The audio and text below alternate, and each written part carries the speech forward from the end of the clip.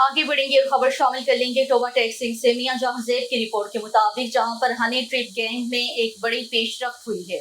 मशहूर ज़माना honey trap gang case में बड़ी पेशरफ्त। गैंग में शामिल पुलिस अफसरान और मुलाजमीन के खिलाफ महकमाना एक्शन।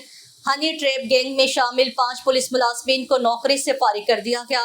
नौकरी से निकाले जाने वालों में SHO इब्तिसामुल हक गुज्जर, चौकी इंचार्ज नवीद शहजाद शामिल।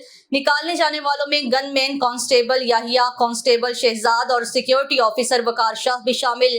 गैंग में शामिल SHO रिजवान पहले ही नौकरी से निकाले जा चुके हैं। पुलिस मुलाजमीन ने प्राइवेट अशखास से मिलकर हनी ट्रैप के जरिए शहरी से 45 लाख भत्ता वसूल किया था।